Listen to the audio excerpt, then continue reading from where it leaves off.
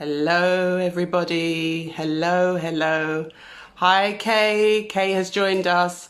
Good evening, everyone, and welcome to Now What is Mental Health with No Ordinary Woman chat show. Now, as you know, we have been doing a week of lives for Mental Health Awareness Week.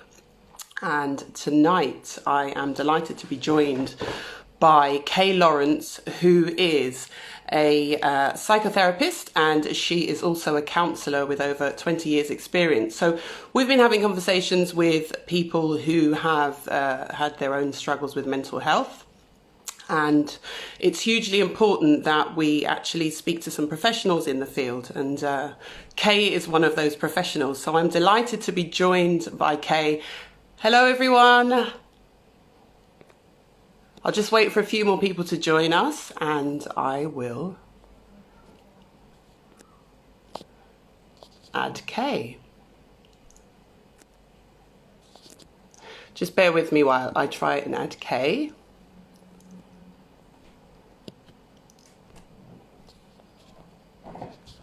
Kay, it says you're unable to join. I'm not sure what's wrong. I can see you, but I'm not sure why you can't join. If you have a notification, Kay, on your screen that says send a request, then please do send me a request and I will add you. For some reason, I can't add you from my side, Kay. It just says unable to join.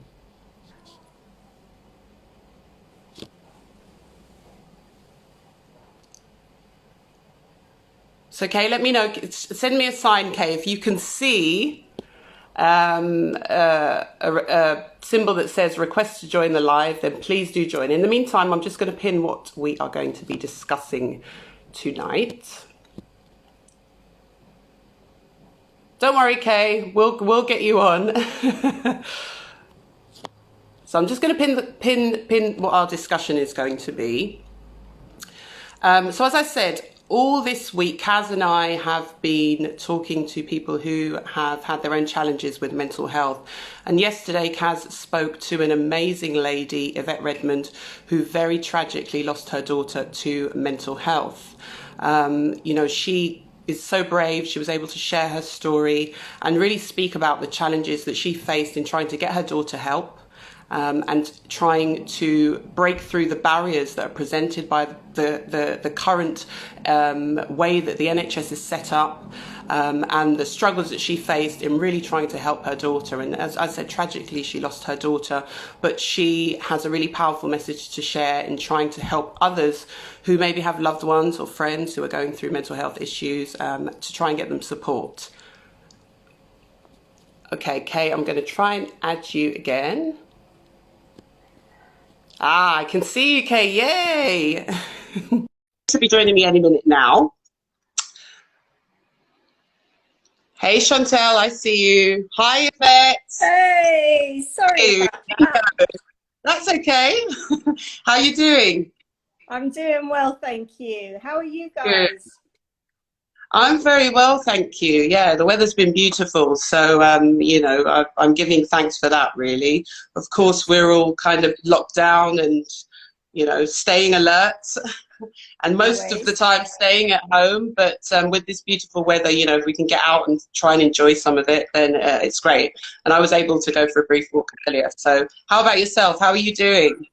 I'm doing well. I'm really, really busy. I'm doing all my work over Zoom and the telephone, and lots of my friends are saying, oh, lockdown's great. It means I've been able to tidy things and, sort my loft out and do my garden. And I'm really envious because I'm just on the computer all day long. So keeping busy, which is a good thing. Hopefully you do get some time to do some of the things that maybe you haven't been able to do. But, especially during this time, actually, I'm sure that you've been really busy, because what we've been seeing is that because of the restrictions that have been placed on us, because of social distancing, because of having to isolate, because we can't see friends and family as we're used to, that is actually taking its toll on people's mental health, you know. So even those who maybe haven't necessarily had struggles with mental health in the past, right now, this kind of crisis is really presenting a challenge for many people. I mean, I've described it as a roller coaster. Some days I'm great, some days I'm not so great, and it kind of feels like that.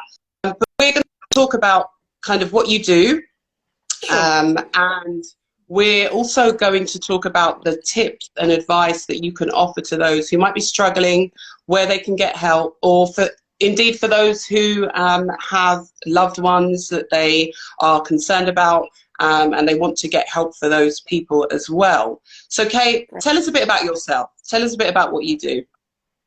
So I'm a psychotherapist, which means I work with people who present with emotional and psychological unrest.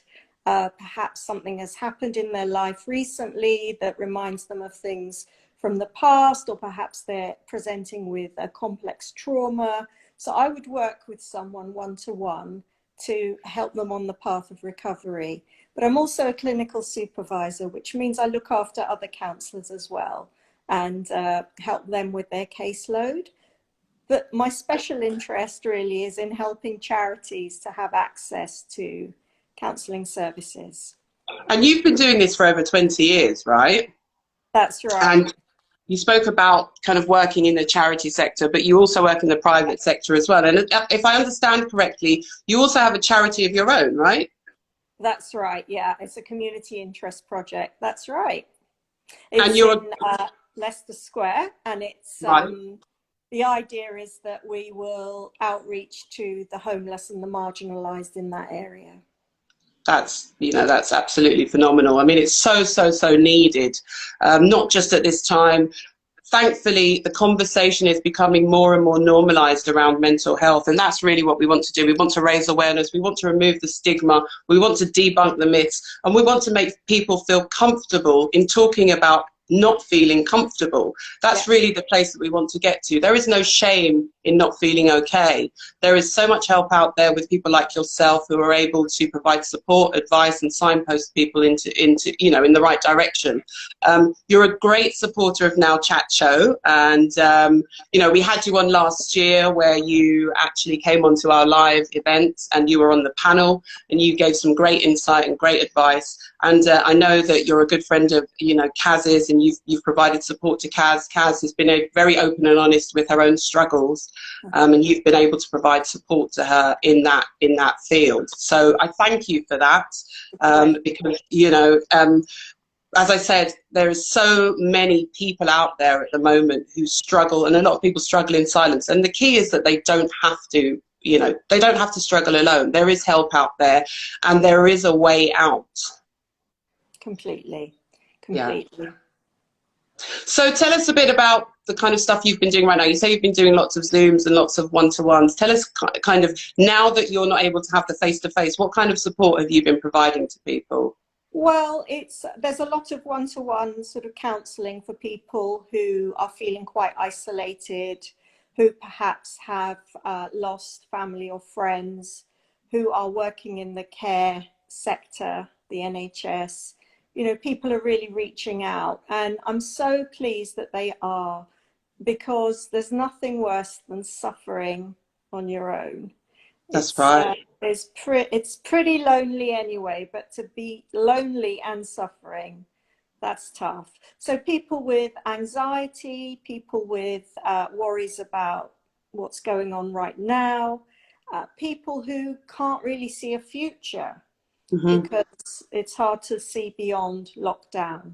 So those kinds of things, as well as my usual bread and butter. And have you found that there's been an increase in demand for your services during this time? Absolutely, yes. In the first week of lockdown, I think I had something like 5 new referrals. And that's bearing in mind that it wasn't going to be face-to-face, which, you know, it's pretty irregular to be doing all of this over Zoom. So for people to come forward at a time when they can't physically meet you kind of just shows how desperate times have become. Yeah, indeed. And I was explaining a bit earlier about the fact that Yvette was on the show yesterday, and Yvette is actually watching tonight. And Yvette is such a strong, brave woman. She's lost her daughter to mental health tragically, and she really struggled to get her daughter the help that was so clearly needed at the time. From your experience as a professional, is this a common story?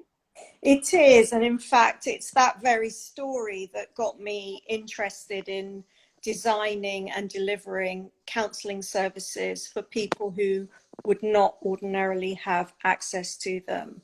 My husband is a consultant psychiatrist, and thankfully he's on side. So we, over the years, have set up several pop-up counselling services, which are either pro bono or low cost. And so we have his medical expertise, and I build up teams who actually really want to give their services.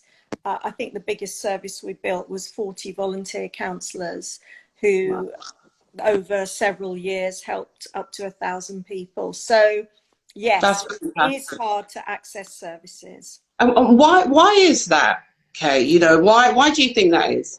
Well, I think resources are few. I think that there are waiting lists, that actually people's mental health and emotional health often it often stops people from getting help as well, because there can still be a stigma of shame around that, which I really hope will go one day. So I think it's about resources, it's about waiting lists. Yeah, and it's about not just giving people medication, but actually looking at what are the underlying problems. Yeah, you mentioned, about medication, and that's something that I've heard of quite a bit, is that when people present themselves or refer themselves, the first thing that they're offered is medication. They don't necessarily get the offer of counselling or support, but the first thing they're offered is medication. And that's not always the way. I'm not saying that medication isn't part of treatment. Of course, for some it needs to be. But like you say, you need to get to the underlying issue. What is causing the trauma? What is causing the mental health issues? What's causing that poor mental health? You really have to dig deep and get under the surface of that. But with, like you said, with the lack of resources, a lot of people do find it hard. So, Leah, who you also met when she was on our live event last year, Kaz actually spoke to her a few days ago, and it took Leah a tremendous amount of time to actually get a diagnosis. It was really difficult for her. She was misdiagnosed, which apparently is a common story as well. She actually almost diagnosed herself and then presented herself to her GP and said, look, I have this. Thankfully, they conceded and agreed with her, and she now, amazingly, she has the help and support that she needs. But it was a struggle for her. So in terms of the fact that these people are facing struggles anyway, for them then to struggle to get the help that they need, that must just add to their anxiety and frustration, right? Completely. I mean, it's hard enough to ask for help, but then to be sort of met with what feels like rejection or not being taken seriously, it's completely demoralizing. And one's self-esteem is fragile anyway, and to have a knockback, it sort of just reinforces really negative self-beliefs, like I'm not worth it, or this always happens to me, or I'm not going to be able to get the help I need. And that's so wrong. Yeah, definitely. I mean, the help should be there for people like any other illness. I mean, if somebody has high blood pressure or diabetes, or if they have cancer, people are sympathetic to that, and people are willing to help, and the health care is out there to help those people. But when it comes to mental health, there just seems to be this different attitude that we, in doing this, are trying to break down those barriers and break down those stigmas. But why do you think those kinds of attitudes around mental health persist? Well, I think we live in a society that's all about ambition and drive and performance and perfection, you know, from what we wear to how we work to the home we end up living in. And something like emotional unrest or problems with depression or anxiety, it can impede one's performance in reaching those targets. And so there's often an amount of shame and guilt around, you know, those kind of problems. I think the stigma is still there. When I started out, you know, I had to have my own therapy. I remember telling my boss at the time that I needed to attend therapy for a trauma that I'd experienced. And he said to me, "What? You? I can't believe you need therapy." And that's what I was met with 30 years ago. So I'm not sure how much things have changed, really. Wow, that's a real shame. I mean, as I say, we are doing all that we can in forums like this, on platforms like this, to change those myths, to change those perceptions, to change those views. And the more we talk about things, is the easier, hopefully, that it will become, and all of those stigmas hopefully should fall away, and people should have no shame and shouldn't feel that they can't talk about what they're going through and that there isn't help out there for them. Because, you know, I mean, Yvette's just said that pills are a quick fix, you know, and it's a travesty that the additional support, the counselling, etc., isn't provided. For myself personally, I wouldn't say that I have suffered from depression necessarily. I've had low moods, but in the past, through certain traumas that I have had, I have suffered from anxiety attacks. Now, I didn't know what they were at the time.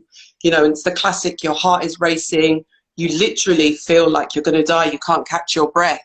And when these anxiety attacks came on, and I just didn't know what they were. And I remember one day I went to a festival a number of years ago now, and I was in a crowd, I was with a couple of friends, and suddenly this wave came over me, this anxiety attack came over me. And I said to my friends, I don't feel great, I need to go somewhere. And I ended up going into the St. John's ambulance tent. Yeah. And the first responder that was there at the time, the first thing they said to me was, "What drugs have you taken? What have you taken?" Somebody must have, and I said, I haven't. And then he said, "Well, somebody must have spiked your drink then, because your heart's racing, and therefore, you know, it's likely that that's happened." So that made me panic even more, because I started thinking, well, maybe somebody has spiked my drink, and my anxiety started to rise and rise and rise. Thankfully, there was a doctor there, and the doctor came over to me, and she came over and she said, "Look, try and calm down. Talk to me about what you're experiencing. Talk to me about what you're feeling." And I started to talk to her, and she said to me, "I think you're having an anxiety attack." And that was the first time that anybody, well, that was the first time that I realized what I was going through, but that was the first time that anybody had actually said that to me.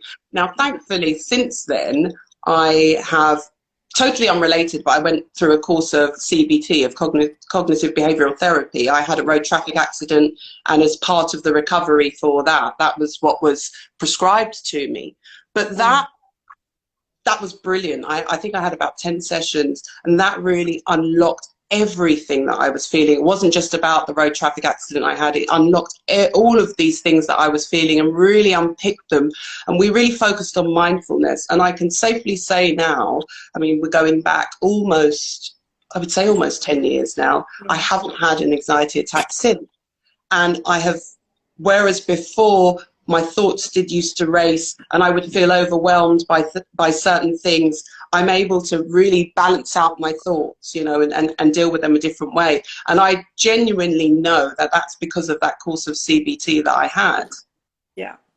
Yeah, absolutely. And often when we're struggling with racing thoughts or worries or anxiety, we feel that it is controlling us. And one of the great things that CBT can do is teach us how to control it.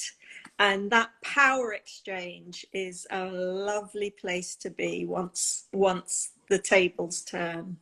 That's right. It was almost, for me, it was like a penny dropped. And I started to see things completely different. I started to process things completely differently. And also other people's behaviors towards me that could frustrate me or cause anxiety or overwhelm me or make me feel a certain way. I started to process that differently. You know, a lot of the time we can create stories in our head. Oh, yes. Those stories grow and they're not true. They're just stories.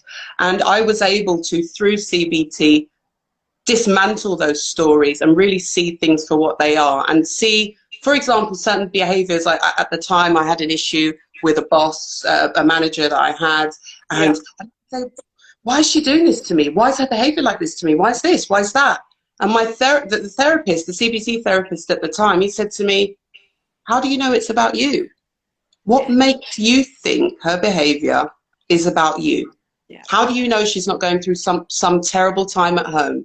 How do you know that she's not going through her own struggles? Why do you automatically assume that her behavior, that she displays, that you find kind of frustrating, is about you? And it really made me think. And I've been able to apply that thinking in so many different areas of my life, and it's really, really helped me.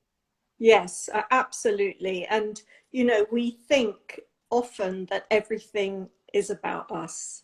And of course, that's a very childlike thing. When we're children, we do believe that everything is about us, the good and the bad and the ugly. Yeah. And, as we grow up, it's quite hard to shift from that position. But what one person does that hurts another, it may completely not hurt somebody else. Mm-hmm. And it's really about our responses. I always give the example, one of the things that I still struggle with is if somebody pushes in front of me in a queue. Now, I don't get angry at many situations, but that, for some reason, and I know what it is, for some reason, it makes me want to kill the person. It triggers you. Absolutely. And other people couldn't care less. Are you able to share what the reason is around that? I think it's about feeling disrespected. I think, in essence, that's what it is. And of course, it's nothing to do with me. People push in because people push in. That's it. That's it. That is absolutely it. It's like, it's breaking it down in simple terms. It's like us saying, oh my gosh, the weather is so awful. Yeah. No, the weather is the weather. If it's raining, it's raining. If it's snowing, it's snowing. If it's cold, it's cold. That's it. It's how we respond and react and deal with those external factors going on around us. And once we are able to kind of control our responses, it's just such a powerful thing. It just totally transforms the way you approach life, totally transforms the way you deal with situations. And it's always a work in progress. It's not always going to be perfect. You sometimes something may happen, just like you said, somebody pushes in the queue and that triggers you. And I'm sure in that moment you have to talk yourself down from that trigger and say, okay, it's all right. It's okay. It's not about you. It's not about you. Exactly. So, I mean, I've learned, I give thanks that I've been able to learn those skills. And as I said, I haven't really suffered necessarily with depression, but what CBT gave me was, like I said, is a different approach to the way that I see things and a different approach to the way that I deal with life. And I think it's all about that. You mentioned, the pressures of life, especially in today's society. We have social media. We have all of these things that just overwhelm us. So we're just bombarded with stuff, bombarded with information. Even now in this crisis, we're bombarded with so much information, all of this news, all of this death rates and tragedy. And don't get me wrong, my heart goes out to people who have lost their lives. I mean, I know people who have lost their lives, but that can just instill so much fear and anxiety within us. The external factors, the things that are around us. Yeah. And the media, as you say, does not help. Yeah. So I don't watch the briefings anymore. I stopped, I don't know, about a month ago, because I think you know, the way information is spun can really spin other people out.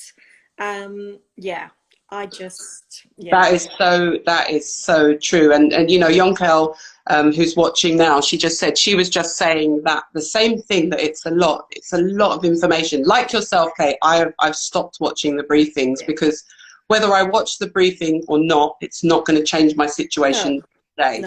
In fact, if I watch it, it might actually change my situation, because then I start to absorb all of that negativity, and I start to internalize it and start to panic again. So I said, you know what? I'm just not going to watch any of it.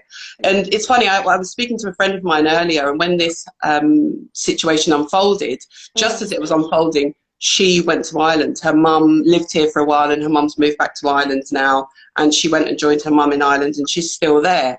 And she said the way that the situation is reported in Ireland is so different to the way that it's reported here. She said it's just night and day. It's so sensationalized here, but in Ireland, you know, they give the facts, but it's not the fear. Somebody said deliberate fear. It's not that fear that's being instilled in us, so that we just start, the panic starts to rise. You know, many people actually are saying, Yvette said that she's stopped watching too. It's just too much to take in. It's overwhelming. Yeah, and you know, there's so much more to focus on as well. You know, that's not to deny that we're in a very extraordinary situation right now, something that none of us have ever seen before. However, there are good things around. There are positive things happening.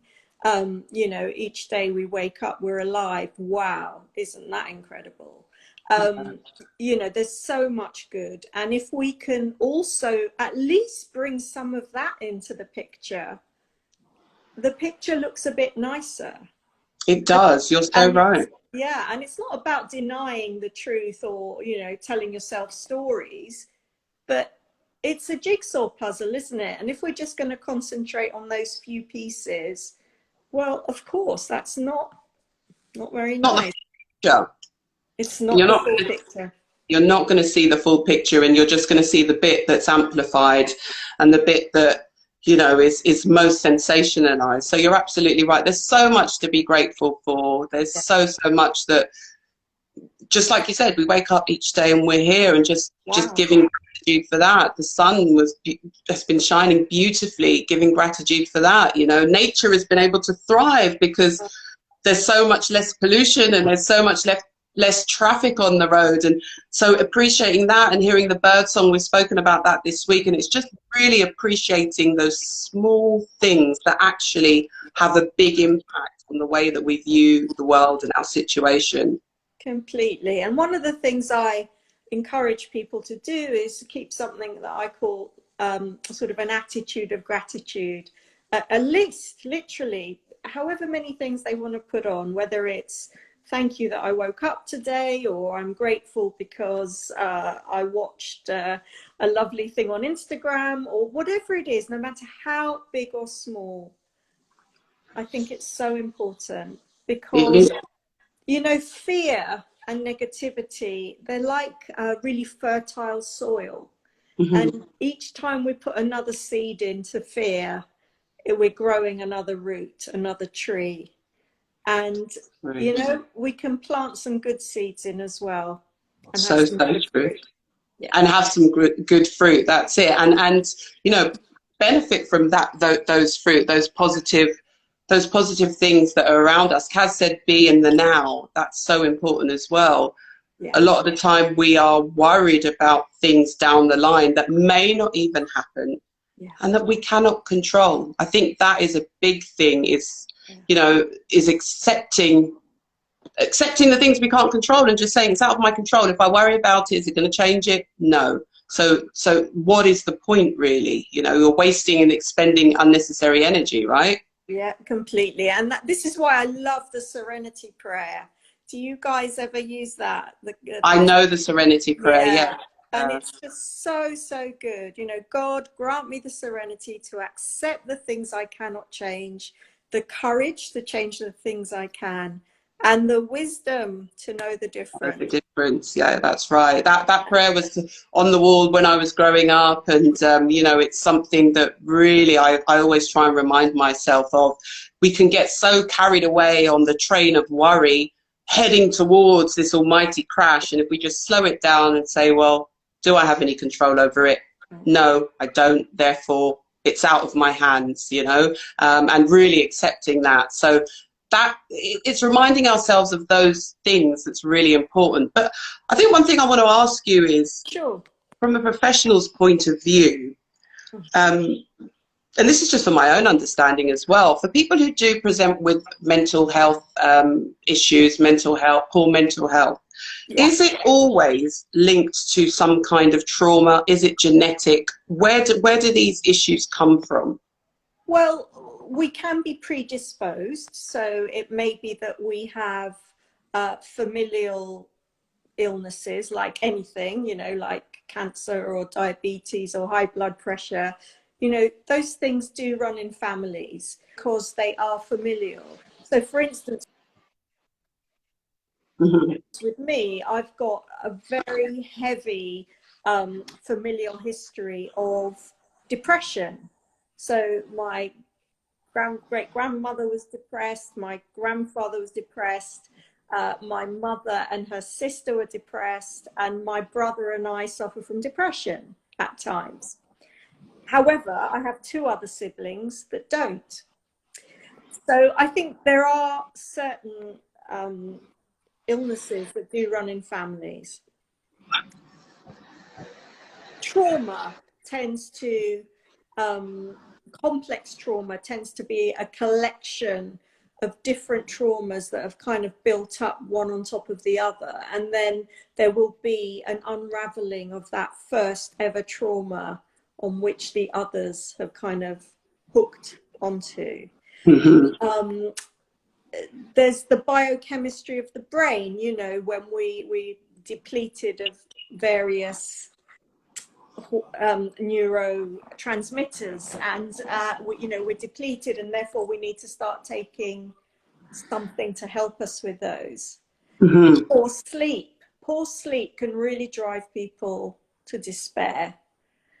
Situations, things that are happening to us that we feel we don't have any control over.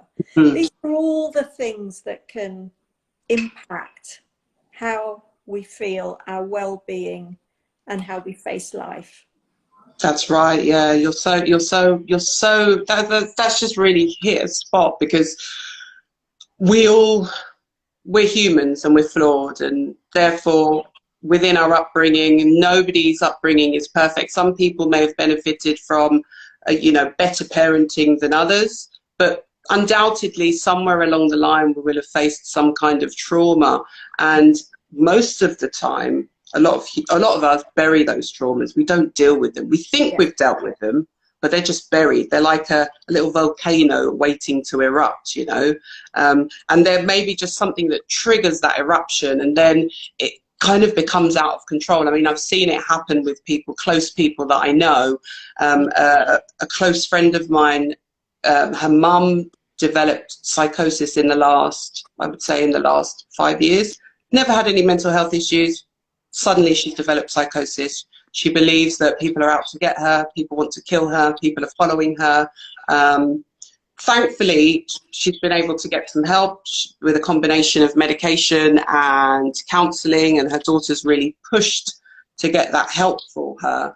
But one thing that was interesting, actually, first kind of when her mum presented with those kind of behaviours, is her not knowing how to deal with it. My mum, not being a friend of hers, not knowing how to deal with it, and saying things like, "That's just ridiculous. It's nonsense. It's you know, it's all in your head. It's not happening." And one thing that I realised about psychosis and doing my own research and speaking to my mum about it so that my mum can support her friend is saying, "Mum, she genuinely believes that these things are the case. It's not that she's just making up fantasies. In her mind, these things are absolutely real." And when you say to, the other thing that I found in doing my own research is that when you tell often when you tell people who are suffering from psychosis, oh, it's all in your head, oh, it's a load of rubbish, then they retreat into themselves because you don't believe them. And then they don't continue to share, and that just adds to the problem. Completely. And that's one of the ways in which we shut people down.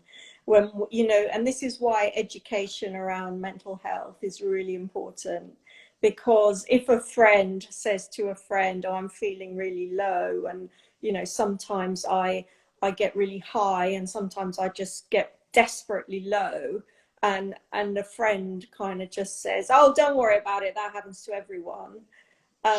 Well, yes, it may do, but also this may be something serious. And so we want to listen, we want to let people speak and hear them out, and not be quick to judge or tell them, oh no, you don't really feel like that, you're saying that because, you know, we're constantly invalidating people's experiences, and it's so unhelpful. So unhelpful. You know, so you mentioned about shutting people down, and that is so unhelpful, and not listening to people, and listening is actually key. And the theme for Mental Health Awareness Week this year is kindness, and listening is part of that kindness. It's just having the compassion to just let somebody share their story and tell you about it, and you listen without judgment.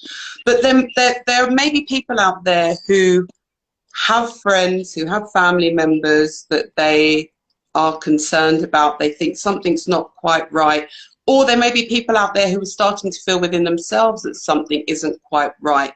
At which point do you really know that that person, either you need to intervene with your friends, that person needs help, or you need an intervention for yourself? How do you know that it, like, you're not just feeling low, that there is a problem there, or your friend has a problem and you really should seek some help for them? What are the signs? Well, there's lots of different signs. And you know, signs in themselves are not necessarily signs. However, if they're persistent and pervasive and won't lift or won't change, then clearly something is bedding in. So poor sleep, so sleep architecture changing, whether that's oversleeping or not sleeping enough. That's one of the things that we can notice. Somebody withdrawing, so isolation, whether that's through becoming more and more angry and expressing that anger, or whether it's just a silent retreat. People's moods seem to be different. So perhaps somebody is much flatter than normal, or maybe they're just completely over the top. These are some signals. People who psychomotor retardation, as we call it, so somebody who speaks much slower than perhaps they usually do, sort of low cast, unable to make eye contact. I mean, it would have to be something that is outside of their norm.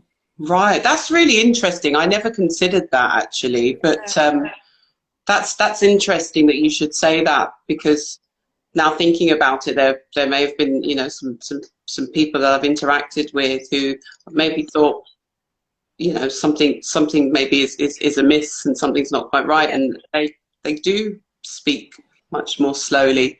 Never really thought that could be a sign. That's really interesting. So where do you start? Given that we heard Yvette's story yesterday, we heard how hard she fought for her daughter, and just kept on coming up against hurdles. If you yourself have a problem, and of course Leah as well, in terms of getting her diagnosis and the struggle that she had in getting her diagnosis, if you feel that either there's something not right with yourself, or there's something not right with a friend or close family member or whoever it might be, or even a colleague, actually, this is important as well, work, noticing changes in work colleagues, where do you start to get help? What's the first point of call? Well, always the first point is to recognize that there's something amiss, whether it's for yourself or someone else. I always suggest people go to their GP as a first off, not because they're looking for some kind of medication, but the GP holds the keys to lots of different referral avenues. And so that's quite a good place to start. But when we go to our GP as that first port of call, I think we need to make it clear that that's why we're going. We're not going there for the GP to give us a diagnosis or to give us pills. We're going there because we want to be signposted. There are fantastic charities out there like Mind, brilliant place to start. You know, seeking your own counselling through, just go online. You know, there's lots of associations with accredited counsellors who are professionals, who have studied well and qualified well and can help. So these are people who are professionally accredited. There are organisations like the BACP, the British Association of Counsellors and Psychotherapists. There's if you have a faith and it's important for you to work with a counsellor who's, say, Christian, you could use the Association of Christian Counsellors. There's lots of different organisations that you can tap into, and they will have signposts if they are not the right place for you. But what about if you, because a lot of the time, as you mentioned, there are waiting lists, etc., and you can go private, but what about if you don't have the resources, the money to go private? What do you do in that scenario? Then I think try and find somewhere like the places we look after that offer low cost or pro bono counselling. You know, I'd be very happy. I'll give out my email later if any of your listeners and viewers want to just say, hey, can you direct me? I'd be very happy to do that. But there are places out there. The other thing you can do is if you approach some of the counselling training organisations, every trainee has to build up their clinical hours. Now, that's a great place to start because they want to see you. They're probably not going to charge you anything, if at all, a fiver. And when someone's a trainee, they really want to make it a good experience for you. So I would really recommend that as well. That is a really good bit of advice. I mean, it's totally unrelated, but I would equate it to, I lived in Canada for a bit. I lived in Toronto, and you know, it's really part of the culture to get a massage, right? It's really important, you know, getting your holistic healthcare and getting a massage. But often the costs are like $80 up to $100. And I found this training school, brilliant training school, and you know, they offered low cost massages, and just as good. You had a lot of the time it was trainees who were about to graduate, and you know, the service is just as good, just the same. So that is a really, really useful, good bit of advice that you've given in terms of trying to access trainee counsellors, for example, and trying to get help with that respect. So I am going to ask you to share your details. In the meantime, guys watching out there, listen, we've spoken to people about, you know, their own experiences with their mental health struggles. But as I said, it's really important to understand from a professional point of view where we can go to get help, and you know, advice and tips and, to get help, and the kind of signposting that will lead us in the right direction to either get help for ourselves or help somebody we're concerned about. So we have Kay with us. I'm so happy that you've joined us, Kay. Please, if you do have any questions, feel free to type your questions now and to pose them to Kay. And Kay, I'm sure, will be more than happy to answer your questions or provide you with some information on where you can go to get help. So Kay, you spoke about your organizations. Tell us about them. Give us some of is there a website, or is there an email address that people can contact? Sure. So we're based out of 96 Harley Street in the centre of town. And from there, of course, there's all the private work that goes on. But from there is our hub for our charitable sector and voluntary work as well. So I can be reached at kay@nowwhatismentalhealth.com. 96 Harley Street, one word, .co.uk. Our website is 96harleystreet.co.uk, and 96 9 and a 6 street, STREET. So feel free to contact me there. That would probably be the best place to start. Okay, that's great. Thank you for giving that information, because a lot of the time, as I say, people don't know where to start, or they may have started down the road and they're not really getting anywhere, and they feel frustrated and they start to feel hopeless. And it's so helpful to talk to people like yourself who have been in this field for many years, who are very experienced. And interestingly enough, and I don't think this is something that I knew about you when you were on our live event last year, is that you actually have your own mental health struggles. Oh gosh, so completely. You're coming from a place of really understanding what it is like to have issues with your own mental health, which you know, I think is beautiful. And now that you, in terms of you're actually out there to help others, and not just you, but your husband. You're both a team. Dr. Lawrence, if he's there, let him know I said hi. I will do. Thank you. You know, we had you both on the show and you were both tremendous. You gave such a great amount of information and encouragement to so many people, and we still have received great feedback from that event. And so I'm so happy that you've joined us. But just before I let you go, because I know you've got to go, before I let you go, are there any tips, just day-to-day tips that you can give people to cope in this time?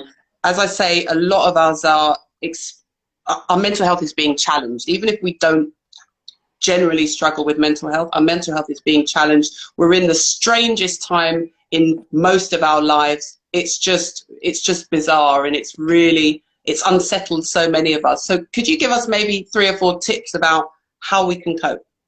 Sure. So if there's some stuff going on with our brain chemistry, what we can do is we can try and change our sleep pattern. We can exercise. We can use oily fish, so things like salmon and kippers and things like that. Actually, tofu is very good for the brain. Bananas. I've heard the banana. Chocolate. Yeah. Well, we all love chocolate. You don't have to tell me. Yeah, it helps here, but it doesn't help elsewhere. So those are some things we can do. So just a 20-minute walk a day just cleans the brain out. Really good. Other things we can do is watch out for anyone we know who's a bit distant, who's a bit isolated. You know, we don't have to be overbearing, but we could say to that person, look, I want to keep in touch. What's the best way of doing that? Can we maybe text once a day, or should we have a phone call once a week?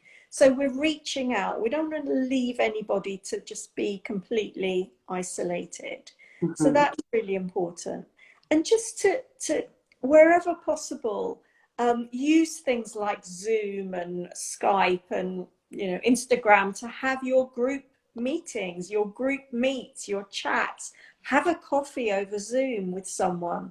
Just do as much as you can in terms of connection and contact, because it's that isolation that really gets the despair setting in. Mm-hmm.